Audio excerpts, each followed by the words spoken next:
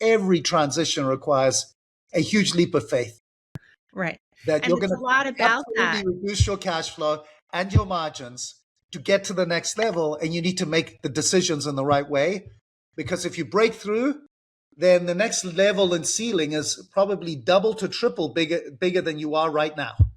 So there's a lot of, it's worth it, but you got to know how to do it, and you got to know what it is that you need to get right at the next level. Rise Up with Rise Growth Partners. Joe Duran and the Rise team share hard-won lessons from building top wealth management firms, showing you what it takes to create a lighthouse brand that inspires clients, attracts talent, and fuels growth. Hi, Joe. Welcome back. Thank you. How are you today, Jennifer? I am great. It's Great. feeling a little more springy here in the East Finally, Coast. you had like the worst winter on the planet. Yes. And we had the most ridiculous winter here on the West Coast. It was just like spring the whole time. Well, next time you visit, it'll feel better than your previous ones for sure. Good. So speaking of weather and the elements, you wrote an article and white paper recently talking about altitude, the altitude strategy. Can you start by sharing more with, how you came up with this concept? It's about why RIAs stall. So share a little bit about this concept. Well, I have to tell you, it's really interesting. I've observed this as a reality through both prior businesses that I built, that there are these ceilings that people hit, which is why I use the word altitude, that are the internal capacities, and firms have these natural breakpoints where they just get stuck. Mm-hmm. The first level is around 400 million, the next level is around 1 billion, and I use these levels loosely, but generally they're fairly accurate. The rules of thumb that are very accurate about the different sizes and when they get stuck and how they break through. Mm-hmm. And so this idea of altitude, that you based on what you have on your team and how you operate, it's a natural ceiling to how big you can get. And then it's very difficult to grow beyond that if you don't make the next evolution. Yeah. And we've certainly seen that at Rise when we meet with all these firms, all the way from $1 billion to $25 billion firms, that when we do the analysis, they are where they belong based on where they have invested their people, how they make decisions, how they operate. And our job, as you know, is to help them triple or quintuple in size. And that requires a different kind of thinking, because as Terry likes to say, what got you here won't get you there. Yes, the famous the Marshall Goldsmith. It's Goldsmith, yeah. And it's really true. So I thought it would be very interesting to articulate that with an article that describes the different levels. You might find some firms are slightly smaller, slightly bigger, but they fit into this category. But there are these different, I think there's 5 distinct different levels. And so that if you want to break through, like what's it going to take to get to that next level?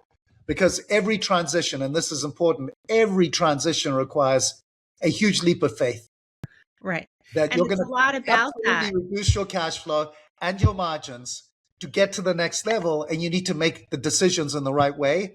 Because if you break through, then the next level and ceiling is probably double to triple bigger than you are right now.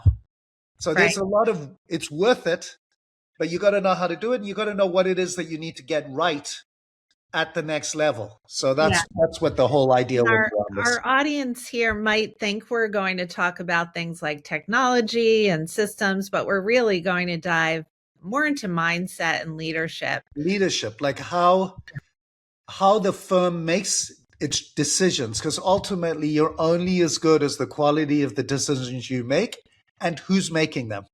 Mm-hmm. And I think that's one of the keys here. So again, I think it's an interesting area. Yeah, let's dive. And I've used terms here, by the way, none of them should be pejorative in any way. I'm trying to describe. Absolutely. I'd written these different terms. I'm like, no, they should be descriptive of what this is, so that it's easy to understand, where am I right now? Yes.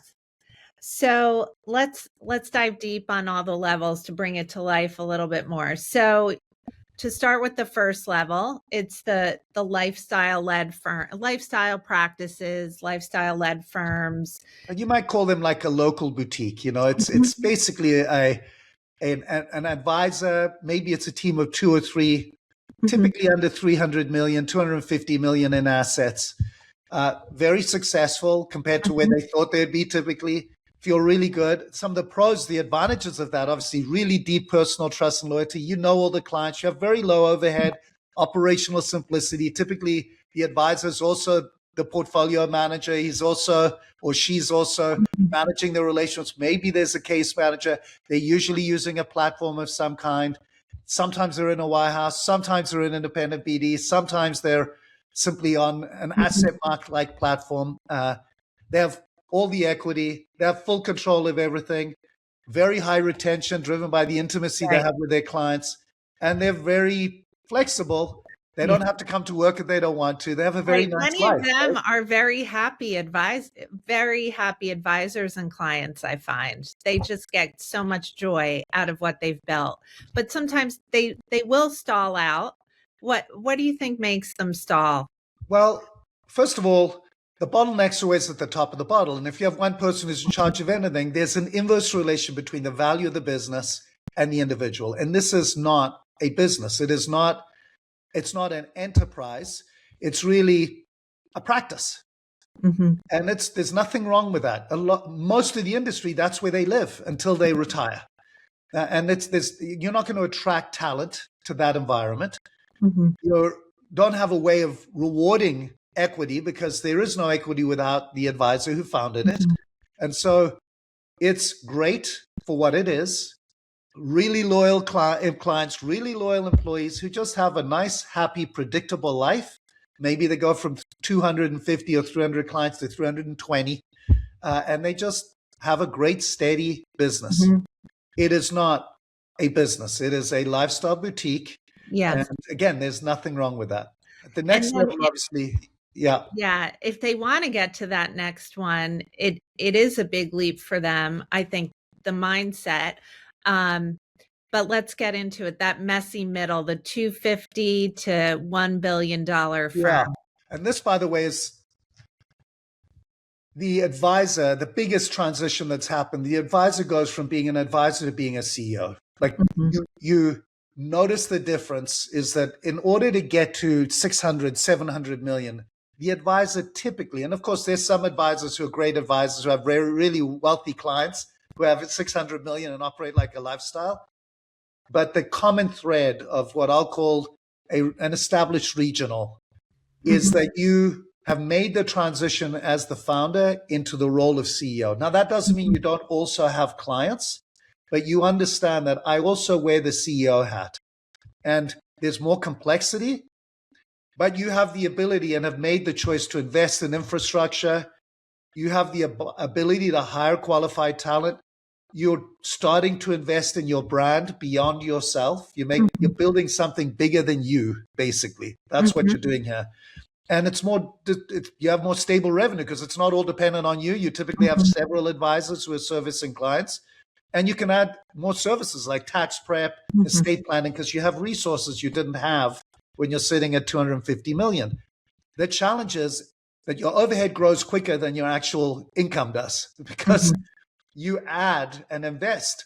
And that's why it's this messy middle, because your break-even point is much further away than you think. And I know from doing this several times that you get to 800 million, 900 million, like, man, I should be making all this money, but you're not, because you keep having to add more people. And adding more people means more expenses in our industry. Yes. You also then need to make the transition to client segmentation. You now have 800 clients. That's different than working with the 200 clients you've always had. And that's very hard for these CEO/lead advisors. They've led the relationship for so long. It's really hard for them to get go. And here's the hardest part. They have to start compromising. You have to realize, like, hey, 5 people doing things 60% as well as I do is still 3 times better than me by myself. And making that trade-off for a lot of founders is really difficult. It makes really bad CEOs. are not necessarily great bosses. You have to be willing, and I know because I've had to go through this transition multiple times, to say, hey, I'm not always right, but I also know if I get people smarter than me, I still can have the ultimate say, but I don't need to have the say on everything.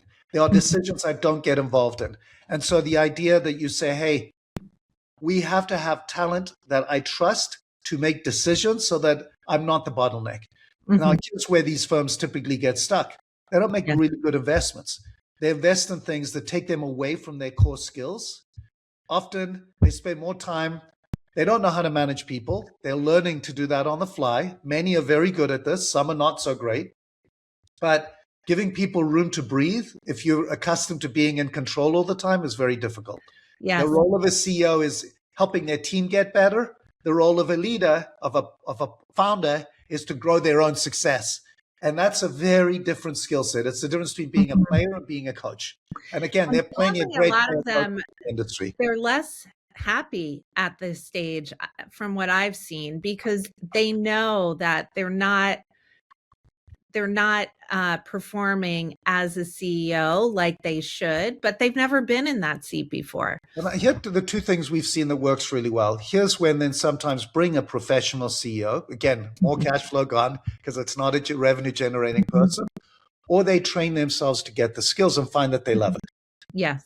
The people who are least happy, and that's why I call it the messy middle, because this is the messiest transition that happens, are the ones who do it reluctantly, are unhappy doing it, don't like what their everyday job looks like, and don't know how to get out of the knot. Yes.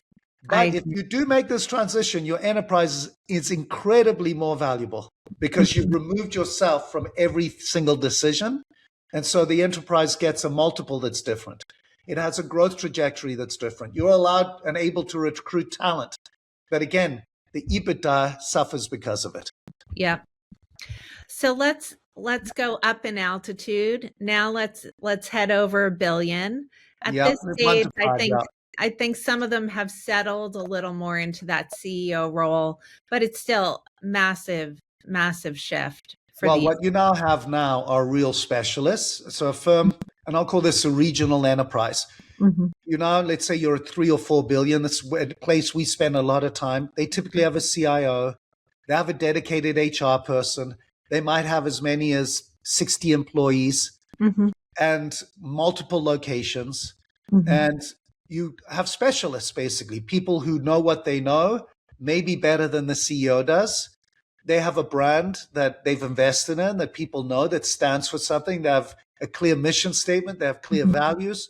They've got multiple revenue from multiple advisors, and they have thousands of clients. And so they have a very different way of servicing clients. Usually they've now learned to centralize a lot of the functions. And again, I'm not assuming that you got there by multiple acquisitions. I'm assuming that you're an integrated firm. But the downside is the complexity is a lot higher. Your culture has to be managed really carefully because you're bringing in new people who are specialists. Not everyone's cut from the same cloth. So you have to be very thoughtful about culture, the way it runs. And then you typically have done some M&A and made mistakes along the way. And so brought in a wrong person or two, and brought in a business development person that couldn't develop business, done some acquisitions, but failed at it. It's again, and here, by the way, holding on to advisors starts to be a real issue because they've got to have equity. So you've now got to create a structure that equitizes the people inside. And I'd say not just advisors, but advisors and some staff. I see firms feel really upset when they've brought someone along, trained them. That person has contributed a lot, but there's no path for that person. So eventually they leave and it's a huge gap, and the firms don't know what to do to keep replenishing and engaging talent, whether it's advisors. I will say, the transition from a more local office to a more regional enterprise, you have to let go of loyalty, which is really hard to do because you've had the same person at your side, and then you have to be willing to say your seat has to look different. That doesn't mean you have to fire them, but many people can't keep up with the growth of the enterprise. It's probably the lesson I found the hardest in building businesses is the fact that the people on my team might not be able to keep up with the complexities and the size that comes with growth. Right. Or they might just not have seen it. They might not want it. They also might not like it, right? Like they might, I don't want to do this. Right. They really love what they do, and that should be okay. Which takes us to that multi-billion-dollar firm. And again, just to say that the main reason you get stuck at this level is that you haven't brought in the right management team and given them control over decision making or have a framework for decision making at scale. And another major risk is the management of risk. Your stakes are higher, the risks are higher. If somebody does something wrong, you now have an actionable firm. If something happens, it will make the news. You know, if you're at 4 billion and something happens, the stakes are much, much higher. And so you have to start adding layers of risk management, whether it's on people and an HR department, whether it's on client reviews, whether it's overseeing the investment strategies. The SEC takes a different view. HR departments, the lawyers take a different view. Because on paper, you're a very different kind of firm and you're actionable. And so you have to shift to a more risk mitigating view, which is not something that anyone likes, but it's a requirement. Absolutely. And then the last level we'll go to, Joe, is that multi-billion-dollar firm that the super regional. And, you know, again, that used to be like at 10 billion. It's now 5 to 50 billion and 10 to 50 billion. Where you basically have a formal C-suite, you have a multi-state presence. Usually you have private equity backing you. M&A has become a core competency. And you basically have institutional capital, really sophisticated technology. You have a national brand that allows you to recruit. You have access to private markets. You have multiple paths to liquidity and at a very significant multiples. And the danger are higher. The stakes are higher at this point. Yeah, and the biggest issue that you have here, honestly, is that you start compromising on the integrity of the brand. The biggest thing we see here is firms that suddenly lose their soul because they're so desperate to grow or acquire and not even bother integrating that they lose their soul. And then they transition into a national enterprise where they have lost the core of what made them what they are. What made them so special and distinct. And I see that today. Like I'm going to make a couple of exceptions. I don't want to talk about the ones I don't think are good examples. But I look at a firm like Fisher or even Creative Planning. They brought in money, but they have been the same firm, just bigger, with more scale than what you typically see. And what you'll see with a lot of the firms controlled by private equity, the large national firms, is that they've along the way lost what they were doing for clients. That doesn't mean they don't do good things, but they start to feel much more like the big wirehouses, a collection of people who are financially motivated and lost the thing that made them special. And so again, those are the big steps that we think about. Yes. So Joe, before we go, if a CEO or level, what you'll see very often, bureaucracy starts to really creep in at that 20 billion, 15 billion, and people start to really it starts to feel like you're choking on all the risk management things that can happen. Exactly. So you lose your agility suddenly and say, "Oh, we're more like a corporation. This is not what I joined." Exactly. It feels different, maybe too different for those with that entrepreneurial spirit who love the culture too. And the culture is definitely diminished at that stage. So Joe, before we go, let's say there's a CEO or C-suite team member watching this and thinking about these different altitude levels and where they might want to go. What's a piece of advice you would share with them as they think about, where do they want to land and how do they want to get there? Look, I think most importantly, don't worry about what everyone else is doing. I think I've found most advisors, most founders are very competitive.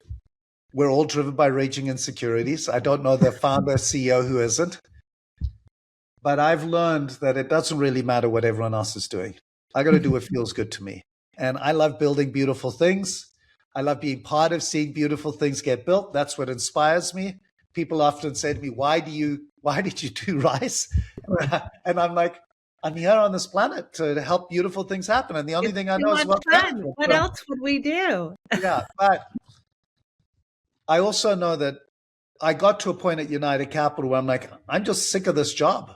I don't like the bureaucracy and I'm the wrong guy. So either we're selling the whole thing, which our advisors wanted to do with Goldman, or if we do private equity, I got to have a different kind of role because I'm not willing to keep doing the bureaucratic stuff that the CEO seat starts to require, management reviews and all the things that I just found not inspiring to me. And so if you're a founder, the question is, why do I do what I do? And for me, it was very simple. I want to help brilliant people do brilliant things. And that formed every company has been the true. And if I'm suddenly not doing that, it's soul draining. Yeah. And for every founder, every leader of a business, they should ask themselves, what's the thing that makes you happy? And money should be at the bottom of the pile because what you want to do is be inspired by whatever it is that you're doing. And that's what inspires people. Like the people who work with you want to see a vision. Now, if you want to stay where you are, you're going to attract a certain kind of person. If you like to break through altitudes, which I do, you're going to attract a very different kind of person. Like everyone at RISE is a very specific kind of person. We want to change the world, but you have to know what you want and not do it just because every other advisor at the Schwab Impact Conference or the Fidelity Insight sessions looking at the list look at what I'm doing and puffing their chest. We suffer from way too much. Oh, they're doing M&A. I should do M&A. Like do the thing that you want to do that's organic and genuine for who you are, because otherwise you're going to be held back. And by the way, the firms that we partner with, they're very successful recruiting advisors because what most people want is to have a seat at the table, but they don't want to do all the steering. So if you think of it like a cockpit, they want to be in the cockpit, but they don't necessarily want the pressure of being the one behind the cockpit, like steering the plane. And so what our partnerships typically do, the firms we partner with, they allow for the underlying firms to have a seat into the direction the plane is going because they're small enough that they can have a voice, but they don't have to have all the responsibility, all the financial backing by themselves to go do it because not everyone likes the loneliness and the pressure of sitting by the cockpit, steering this plane. The most successful, and I never felt like I was alone. Like I always had a board. I always had a great management team. I initially thought it was me, and I am the one who suffers the sleepless nights, but I have incredible faith that I have an incredible group of people that helps me do magical things, helps us do collectively. And the great firms do that too. They know that they've shared responsibility, even though the CEO ultimately is going to lose all the sleep. Multiple people losing sleep. You hear it from me all the time. I want you losing sleep over it, not me. And so if you have great leadership, and when I think about someone like Andy at one point, he's the ultimate example of the servant leader. He will take all the hardest responsibilities himself, but he knows he's got great people like Vince who help to make sure that he doesn't have to lose sleep about things being done the right way. And that's true of Kevin at our team at Grimes. It's true of Kent in St. Louis. And it's certainly true now of Matt at Syndio. They have really good people around them that can help to elevate. And they're very comfortable bringing other advisors into the decision making. And that's why they'll be successful going from that regional size into the national arena. And those are the elements that you need to have. We obviously have a really nice white paper that you're welcome to download and we'll send to you. Yes, we'll put it in the comments. It has a lot more details, obviously. Yes. Well, this was a long conversation. I feel like we've upended the entire world. A longer one, but it is a deep topic though, and one that takes time to walk through. And hopefully those watching, took a little something away as they think about the altitude that they want to reach. So thanks for joining. Like you get to choose. Yes. You can stay where you are and be very happy. Be very happy. And just forget that there's other people at other altitudes. That's not your problem. Exactly. Just like we tell our kids, try to find what lights you up and makes you happy. We have to remember that. Yeah. Okay. Well, thanks everyone for watching. We'll see you next time. Thanks, Jim. Thank you.